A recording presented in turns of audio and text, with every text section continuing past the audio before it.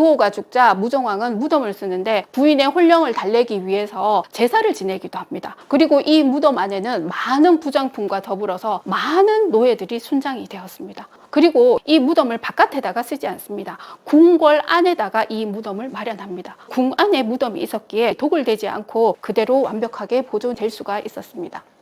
이렇게 옥이라든가 비녀 엄청나게 화려해 보이지 않습니까? 3000년 전에 만들어진 것이거든요. 이렇듯 3200년 전에 여성 부호는요, 군사 전략가이자 정치가였고 많은 영향력이 있는 제사장이면서 왕비였습니다. 박예숙의 역사 발전기 15번째 시간입니다. 오늘은 전설 속에서만 존재하던 역사를 실제 역사로 바꾼 고대 중국의 왕비 이야기를 해보도록 하겠습니다. 은허 유적지에서 잠들었던 중국 최초의 여장군 부호 왕비입니다. 중국에 있는 허난성입니다. 허난성에 안양이라는 시에 은허라는 곳이 있습니다. 북경에서 조금 가까운 곳이라고 할 수가 있습니다. 은허는 중국 상나라 시대의 말기의 수도였습니다. 이 유적지에서는 다량의 유물과 궁터, 주거지 이러한 것들이 발견되었습니다. 중국 최초의 나라는 상나라였습니다. 그 전에 하가 있었습니다. 그런데 하나라는 고고학적으로 발견된 유물이 없어서 학계에서는 인정을 하지 않고 있습니다. 그래서 상나라가 중국 최초의 나라입니다. 은이라고도 합니다. 은나라는 상나라를 멸망시킨 주나라 사람들이 상나라 사람들을 낮추어 부르는 의미에서 은이라고 불렀습니다. 상나라 사람 스스로도 나라 이름을 칭할 때 상이라고 불렀습니다. 그래서 상나라라고 통일을 해서 사용을 하고요. 상, 은 같은 나라라고 생각하시면 되겠습니다. 상나라는 기원전 1600년경에서 1000년경에 존재한 나라였습니다. 탕왕이 하나라의 마지막 왕인 걸왕을 몰아내고 상나라를 개국했습니다. 그리고 마지막 왕은 주왕으로서 주지육림이라는 고사성어로 유명합니다. 주왕이 연못을 술로 채우고 나무에 고기를 매달아서 무희 달기와 놀았다라고 합니다. 그래서 이 주지육림은 방탕의 대명사로 많이 쓰입니다. 상나라의 영역은 여기 보이는 것처럼 파란색의 영역을 가지고 있습니다. 화살표가 바로 수도였던 은허라는 곳입니다. 상나라는 신정 정치의 나라였습니다. 점을 쳐서 국가 중대사를 결정하는 신정 정치가 이루어졌습니다. 정치와 종교가 일치하는 재정 일치 사회라고 보시면 됩니다. 이 점을 쳐서 점친 내용을 기록한 것이 바로 갑골문입니다. 갑골문은 한자의 기초가 되는 상용문자로 기록이 되어 있습니다. 이 갑골문은 거북이의 배딱지나 소 어깨 죽지 뼈를 이용해서 불에 달군 나무를 갖다가 뼈에다 대고 누릅니다. 그러면 이 뼈가 팽창을 하여서 균열이 발생하는데 이 균열을 가지고 점을 결정을 하는 것입니다. 그리고는 그 점의 내용이라든가 점친 날짜라든가 그 점친 사람이라든가 그 결과물을 이 뼈에다가 기록한 것입니다. 이 갑골문의 내용을 보면 국가의 중대사 전쟁, 임신과 출산, 자연재해, 왕이 통치를 하는 여러 가지 다양한 사안들이 기록되어 있습니다. 이러한 대소사의 기둥을 점친 다음에 그 전복을 기록한 것이 바로 갑골문이라고 보시면 됩니다. 이 갑골문을 최초로 발견한 사람은 청나라 말기의 왕의영이라는 사람입니다. 이 사람은 서해에 일가견이 있었고 돌이라든가 청동길 이런 곳에 새겨진 문장을 연구하는 금속문에 능통했습니다. 그런데 이 사람이 어느 날 병이 나서 한약방에 하인을 시켜서 약재를 사오라고 심부름을 보냅니다. 이 하인이 사온 약재는 동물의 뼈였습니다. 그 당시에 한약방은 용의 뼈라고 해서 동물의 뼈를 약재로 많이 사용을 하고 있었습니다. 그런데 이 사람은 의아하게도 일가견이 있어서 그 사온 약재를 일일이 살펴본 것이죠. 근데 이 뼈에 이상한 기호들이 나타난 겁니다. 이 사람은 이것을 쉽게 넘기지 않았습니다. 뭔가가 있다고 직감을 한 것이겠죠.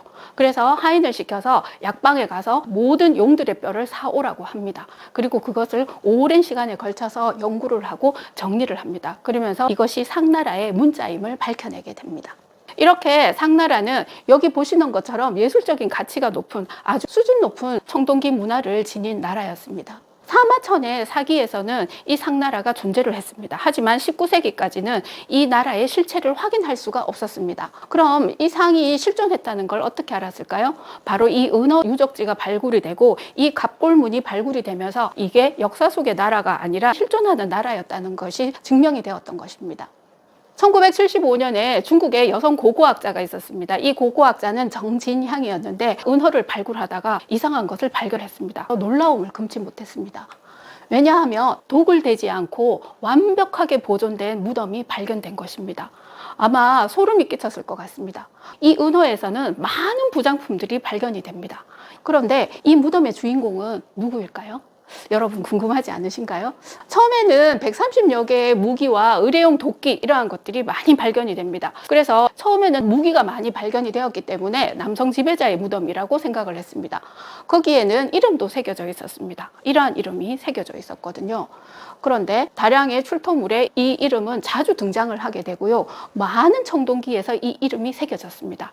알고 봤더니 이 무덤의 주인은 여성인 부호였습니다. 그리고 많은 갑골문의 70% 정도가 무정 시기에 만들어진 거라고 합니다. 10,000개 정도의 갑골문이 있었다고 하면 그 중에서 200개 정도에서 이 부호라는 이름이 등장을 한 것입니다. 그러니까 이 부호라는 사람이 있었다라는 것은 알고 있었다는 것이죠. 그런데 갑골문에 숱하게 보였던 그 사람의 무덤인 것이었습니다. 상나라 군주인 무정왕의 왕비 부호였습니다.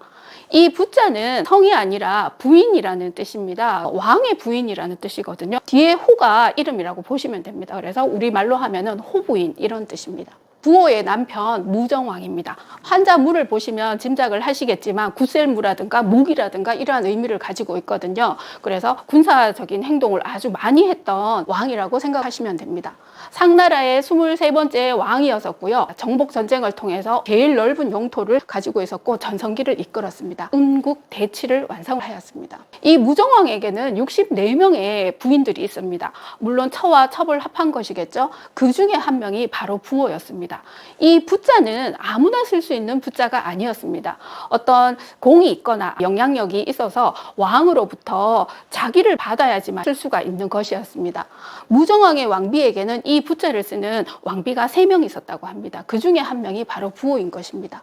이 부호가 사망을 하고 나서 시호로 받은 것이 비신입니다. 사모신이라고도 불립니다. 그래서 비신, 사모신, 부호 같은 사람이라고 보시면 됩니다. 왕으로부터 자기를 받았다면 좀 대단한 인물이었겠죠. 그죠? 부호는 상왕조 제후국의 공주였습니다. 아주 수준 높은 교육을 받았을 것 같습니다. 그리고 제후국과 상나라의 결혼 동맹을 위해서 무정왕의 왕비가 되었던 것입니다. 그러면 부호에 대해서 한번 알아보도록 하겠습니다. 여장군 부호입니다. 무정왕 초기에는 국가 기반이 약했기 때문에 외세의 침입이 엄청나게 잦았습니다. 북쪽 국경에서 계속된 전쟁으로 인해서 무장들은 번번이 승리하지 못하고 실패하고 있는 상황이었습니다. 이것을 보고 부호는 그녀 스스로가 자신을 상군 대장으로 추천한 것입니다. 그리고 이렇게 청동 도끼를 들고 갑옷을 입고 용감하게 결의에 찬 모습으로 나선 것이죠. 젊고 예쁜 왕비였거든요. 아마 무정왕은 이 부호를 마지못해서 전쟁터로 내보냈을 것 같습니다. 이 부호의 활약은 갑골문에서 확인을 할 수가 있는데요. 여기 보시면 이번에 왕이 부호에게 명을 내려서 토방을 정벌하려 하는데 신의 보호가 있을까요? 이렇게 점을 쳐서 물어보는 것입니다. 토방은 북쪽 오랑캐를 말을 하고 이때 토방은 도읍 근처까지 내려와가지고 마을을 약탈을 했다는 기록이 있을 정도였습니다. 두 번째가 이런 것입니다. 부호가 지알과 연합해서 파방을 치게 하고 대왕은 친히 동쪽으로 파방에 진격하면 적군은 부호의 매복지로 쳐들어올까요? 이렇게 묻는 것입니다.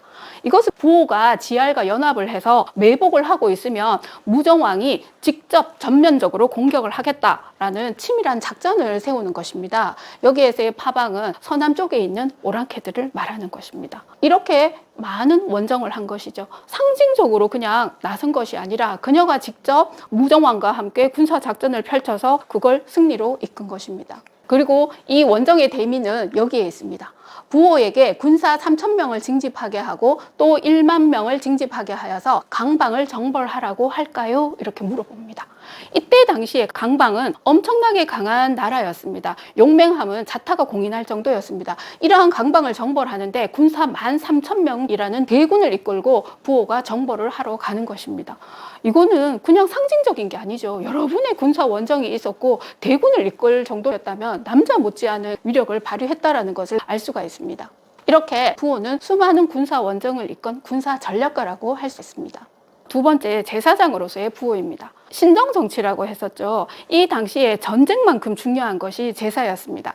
신정정치 하에서는 제사가 아주 중요한데 부호는 특별한 의식을 행하고 성대한 제사를 주관하는 여사제로서의 당당함이 있었습니다. 여기 보이는 제례 용기에 부호라는 이름이 있을 정도입니다. 신정 정치 하에서는 정치와 종교가 일치한다라고 했었죠. 그래서 이 도끼와 아까 보았던 제일의 용기와 더불어서 신정적 권위의 상징이라고 할 수가 있습니다. 그녀는 왕의 존경과 신뢰를 받으면서 막강한 권력과 영향력을 가진 군사 전략가이자 제사장이었던 것입니다. 세 번째는 왕비로서의 부호입니다. 아마 무정은 부호가 얼른 임신을 해서 출산하기를 바랬던 것 같습니다. 이 갑골문을 통해서 보면 부호에게 출산 능력이 있을까요? 3월에 부호에게 아이가 있다는 소식이 있을까요? 4월에는 부호가 아이를 갖겠습니까? 이렇게 묻습니다. 월별로 왕비가 임신을 할 수 있겠느냐 이렇게 물은 것입니다. 여러분 어떠세요? 이렇게 자신을 향해서 3월에 임신될까요? 4월에 임신될까요? 물으면 여러분 어떠하시겠습니까? 네, 엄청나게 부담스러운 상황이었겠죠. 그래서 임신과 출산은 그녀의 최대 임무였습니다. 그런데 거기에다가 무정왕은 아들을 원했습니다. 부호가 아이를 낳으려고 합니다. 아들일까요? 이렇게 또 점을 쳐서 묻습니다.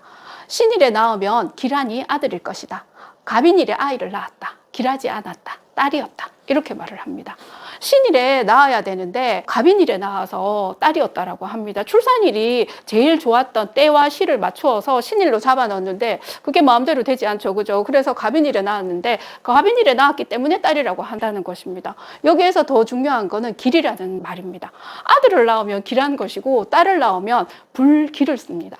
그리고 가를 쓰기도 하거든요. 기쁘다라는 가를 쓰기도 하는데 아들을 낳으면 가이고 딸을 낳으면 불가라는 것입니다.